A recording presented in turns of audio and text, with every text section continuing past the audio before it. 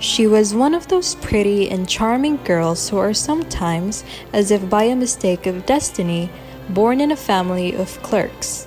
She had no dowry, no expectations, no means of being known, understood, loved, wedded by any rich and distinguished man, and she let herself be married to a little clerk at the Ministry of Public Instruction. She suffered ceaselessly, feeling herself born for all the delicacies and all the luxuries.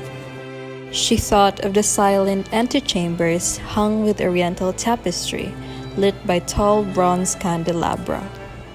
She had no dresses, no jewels, nothing, and she loved nothing but that. She felt made for that. She had a friend, a former schoolmate at the convent, who was rich and whom she did not like to go and see any more. She suffered so much when she came back. But one evening, her husband returned home with a triumphant air and holding a large envelope in his hand. "There," said he, "here is something for you." She tore the paper sharply and drew out a card which bore these words: What do you want me to do with that? But my dear, I thought you would be glad. You never go out and this is such a fine opportunity. I had awful trouble to get it. Everyone wants to go. It is very select and they are not giving many invitations to clerks.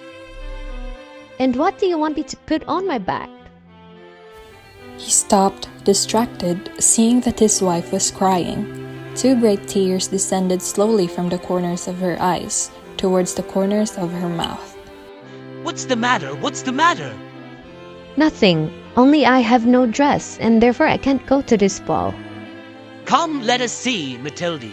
How much would it cost a suitable dress, which you could use on other occasions, something very simple? I don't know exactly, but I think I could manage it with 400 francs. Oh, right. I will give you 400 francs and try to have a pretty dress. The day of the ball drew near, and Madame Loisel seemed sad, uneasy, anxious. Her dress was ready, however. What is the matter? Come, you've been so queer these last 3 days.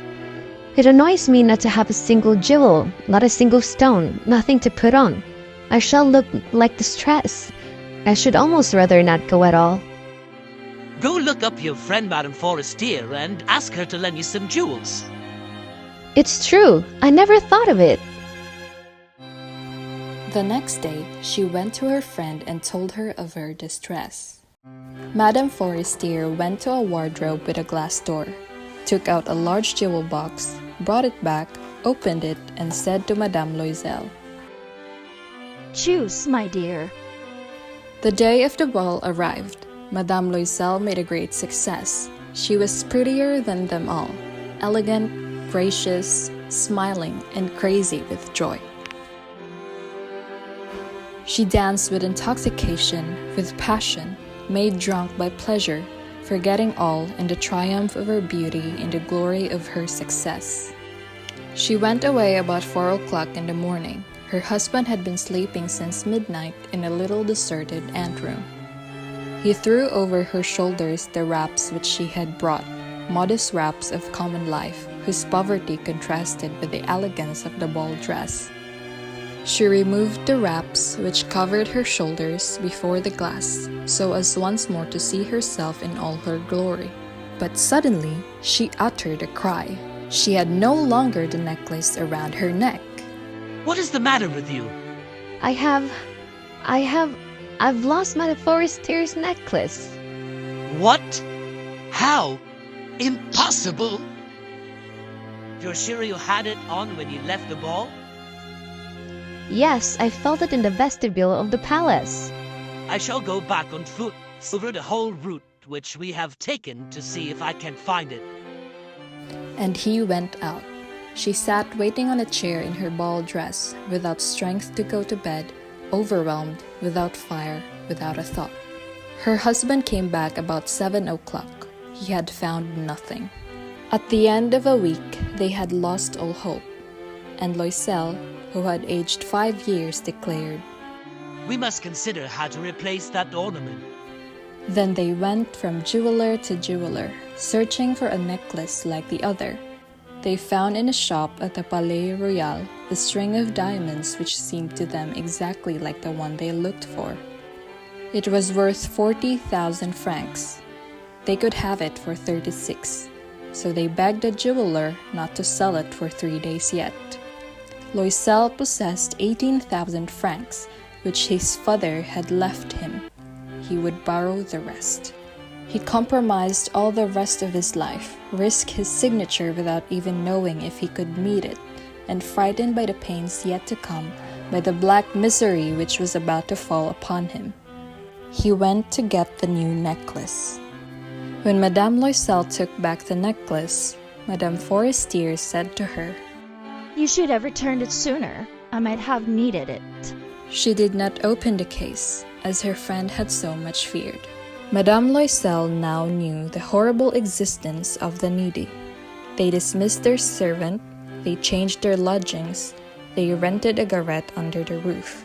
She washed the dishes, using her rosy nails on the greasy pots and pans. She washed the dirty linen, the shirts, and the dishcloths. And this life lasted 10 years. Having gone to take a walk in the Champs-Élysées to refresh herself from the labors of the week, she suddenly perceived a woman who was leading a child. It was Madame Forestier, still young, still beautiful, still charming. Now that she had paid, she was going to tell her all about it. Good day, Jean. "But madam, I don't know you. You must have been mistaken." No, I am Mathilde Loisel. "Oh, my poor Mathilde, how are you changed?" Yes, I have had days hard enough since I have seen you, days wretched enough, and that's because of you. "Of me? How so?" Do you remember that diamond necklace which you lent me to wear at the ministerial ball? Well, I lost it. "What do you mean? You brought it back." I brought you back another just like it, and for this we have been 10 years paying. "You say that you bought a necklace of diamonds to replace mine?" "Oh, my poor Mathilde. Why, my necklace was paste. It was worth at most 500 francs.